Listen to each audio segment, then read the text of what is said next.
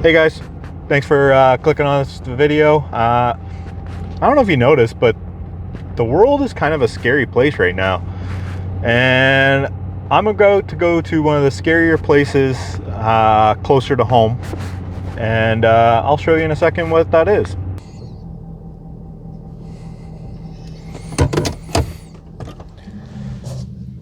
All right, and that scarier place is here at the fuel pumps.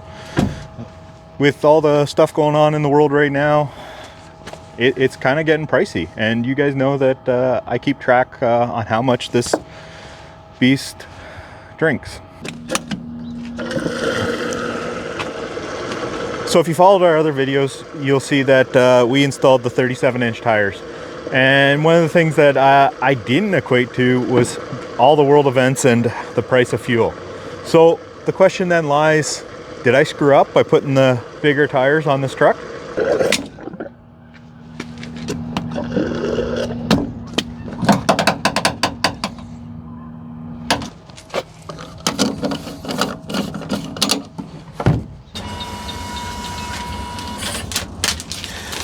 And just to give you an idea, this B-roll just cost me $71 for 48 liters. So we might have screwed up. So I'm doing this video here because, well, it's rather fitting. Take a look what's in the background. And I got my data here because we do have some other stuff coming on, and the data is about to change when it comes to the fuel economy of our truck. So some things that I want you to consider with these numbers is it's not a perfect data set. This is real world fuel economy, and it's real world driving. So I do have 2 years to kind of compare, and I have 2 months since we reprogrammed Jolene to have the proper specs when it comes to the speedometer rating. And if you want to check that out, our FORScan video, I'll link it here so that you can see. Real world fuel economy. So again, one thing to take in consideration too is we're still using winter diesel here, and I already noticed there's like a 1 to 2 liter difference when it comes to winter diesel versus summer diesel and how that affects the vehicle. Also how it does the burns and the diesel exhaust fluid, things like that. So that is something that you do definitely have to consider. So the next is real world driving conditions. So I'll kind of highlight it here when I go through it, but when it comes to mileage, so I'm going to compare February last year to February this year and March to March. And both kind of actually were close, but I would note that we did more highway driving in March of last year than we did March of this year, and that's strictly because we have a new baby. We didn't go out and do things as far as we did. We kind of stayed closer to home. So let's put up the numbers. So for February in 2025, we drove a total of 1,024 kilometers, okay? And the worst fuel economy that we got during that time was 17.38 liters per 100.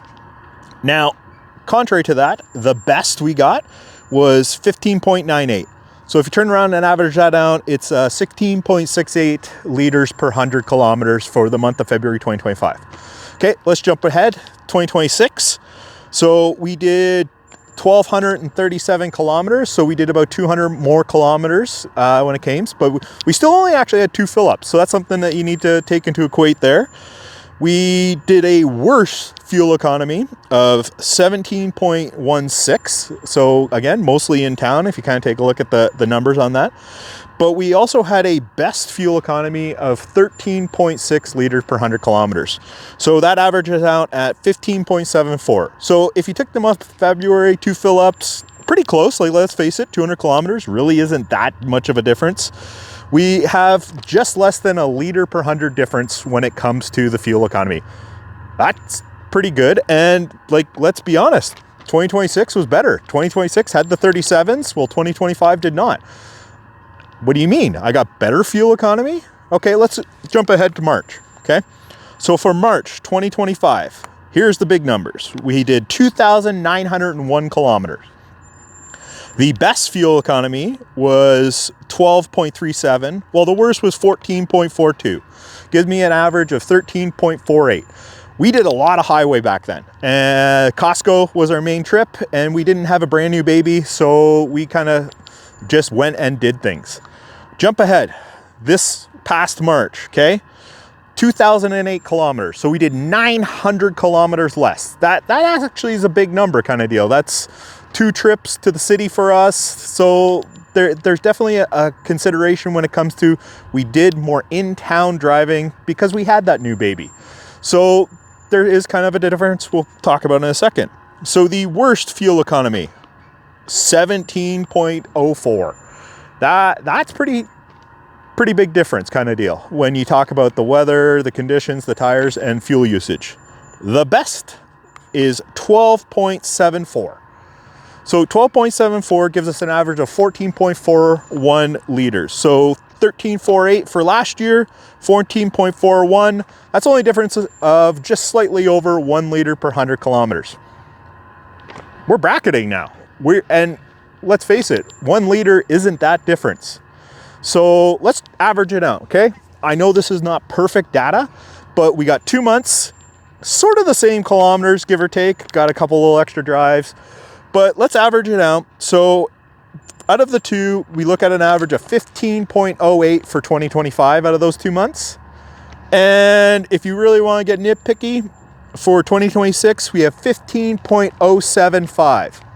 You mean we did half a liter better with 37s? Yeah, I'd actually believe it. The biggest thing that you'll take in consideration is highway versus in town.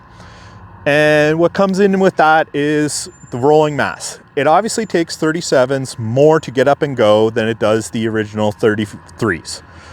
And once you get up and going though, the RPM drops. One of the reasons we bought this is from the lot.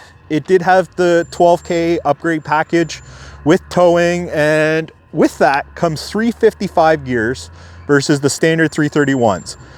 I knew I was going to go bigger tires, and I didn't want to have to pay for gearing later on. So that was just a huge selling point, ironically, out of all the other options that this truck came with. So if you turn around and do the math, I think it's 307s is now what the gear ratio equals down to. And since we have everything redone with FORScan, it comes out pretty much on top. So wait a second. You're telling me that you're getting the same fuel economy with 37s as you did 33s. Theoretically, average-wise, yeah, we actually probably are. I would like a better, larger sampling when it comes to it, but unfortunately I don't have that. But when you turn around and do it, in town, obviously, short drives, the 37s are going to use more fuel. There's no denying that.